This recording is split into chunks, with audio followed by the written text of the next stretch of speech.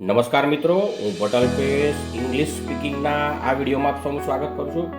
શું તમે ઇંગ્લિશ શીખવા માગો છો અથવા તો તમને ઇંગ્લિશ આવડે છે અને તમે ઇંગ્લિશ સ્પીકિંગ કરો તમે અને તમારી વાતોને સાંભળે અને તમને જવાબ આપે એવા પાર્ટનરની શોધમાં છો?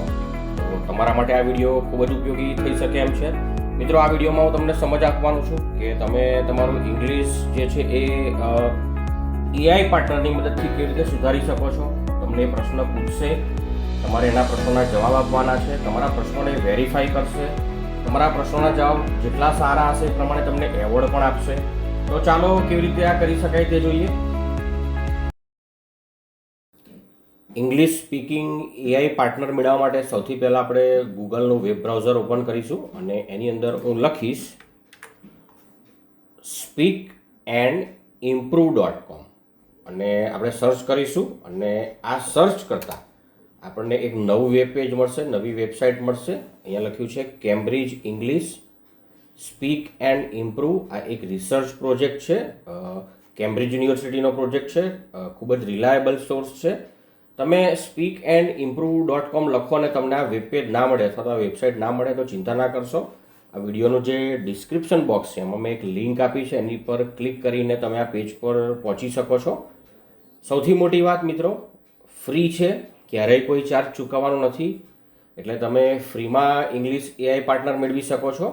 હવે હું સાઇન ઇન નાવ કરવાનો છું. મેં તમને કહ્યું એ પ્રમાણે આ જે છે એ અહીં જોઈ શકો છો તમે. આ ટેકનોલોજી જે છે એ developed at university of Cambridge છે, એટલે ખૂબ જ રિલાયબલ સોર્સ છે. હવે હું સાઇન ઇન નાવ કરવાનો છું. મેં મારું એકાઉન્ટ ઓલરેડી ઓપન કરાવેલું છે.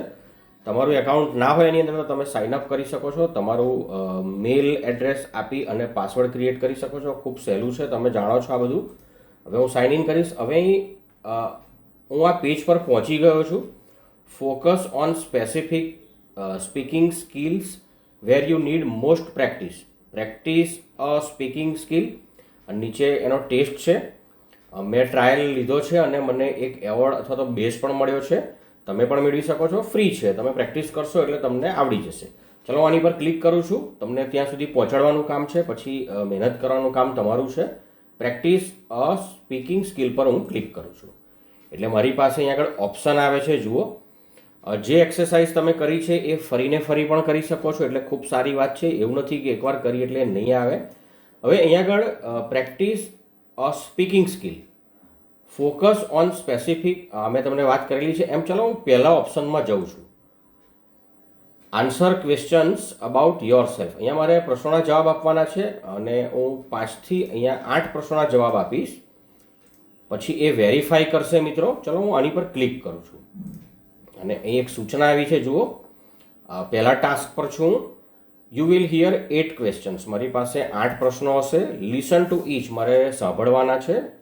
આની પર ક્લિક કરીશું એટલે સાંભળવા મળશે. ધેન આન્સર, એટલે પછી મારે જવાબ આપવાના છે. Four questions 1 to 4 you have 10 second. એટલે 1 થી 4 પ્રશ્નો માટે મારી પાસે 10 સેકન્ડ હશે. અને four questions 5 to 8 you have 20 seconds. એટલે પછીના જે 5 થી 8 સુધીના જે પ્રશ્નો છે એની મને 20 સેકન્ડ આપવામાં આવશે ટુ આન્સર.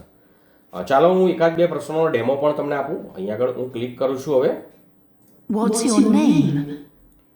મારું નામ પૂછે છે, વોટ્સ યોર નેમ. હવે માની લો કે તમને આ પ્રશ્ન તમે ક્લિક કર્યો લિસન અને ના સંભળાયો, ના સમજ પડી અથવા એવું લાગે બહુ ઝડપી બોલી ગયું, તો તમે ફરી પણ સાંભળી શકો છો. આ લિસન પર તમારે ફરી ક્લિક કરવાનું છે. What's your name? એટલે તમને હવે ખબર પડી જશે. જો ના ખબર પડી હોય તો આપ મારું નામ પૂછે છે. હવે હું મારું નામ આપું છું. અહીં રેકોર્ડ પર મારે ક્લિક કરવાનું છે અને હું મારું નામ બોલવાનો છું. હું મારું ફક્ત નામ જ બોલવાનો છું, અલ્પેશ ભટ્ટ. હવે હું સ્ટોપ કરી દઈશ. ચલો ફરી પણ બોલી શકું છું, અલ્પેશ ભટ્ટ. હવે હું સાંભળી પણ શકું છું હું શું બોલ્યો છું, અલ્પેશ ભટ્ટ. તો મેં પહેલા પ્રશ્નનો જવાબ આપી દીધો છે મિત્રો. હવે હું બીજા પ્રશ્ન તરફ જઈશ અને બીજો પ્રશ્ન શું કહે છે. બધા પ્રશ્નો હું તમને ખોલીને બતાવી શકવાનો નથી. મારું કામ છે તમને અહીં સુધી પહોંચાડવાનું. હવે હું બીજો પ્રશ્ન સાંભળું છું. ચાલો શું છે બીજો પ્રશ્ન? How do you spell your family name?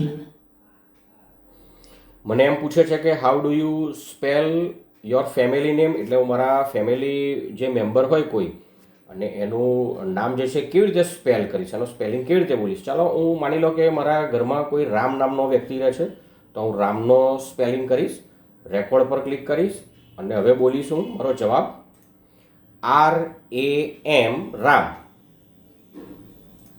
તો મારો જવાબ રેકોર્ડ થઈ ગયો છે મિત્રો. તો આ રીતે તમારે પ્રશ્નોના જવાબ આપવાના છે અને આગળ વધવાનું છે. તમારા પ્રશ્નોને એ વેરીફાઈ કરશે અને તમારા જવાબો સાચા હશે તો તમને સારા પ્રતિભાવો સાથે રોબોટ જનરેટ થશે અને તમને સારા પ્રતિભાવો આપશે અને તમે તમારું ઇંગ્લિશ આ રીતે સુધારી શકો છો મિત્રો. જો તમને આવી એપ્લિકેશનમાં, આવા વેબ પેજમાં અને આવા AI મોડેલમાં રસ હોય તો જરૂરથી કોમેન્ટ કરજો. આવા ઘણા બધા મોડેલ છે, સ્પીકિંગના મોડેલ છે, રાઇટિંગના પણ મોડેલ છે, તો હું તમને એના પણ ડેમો આપીશ.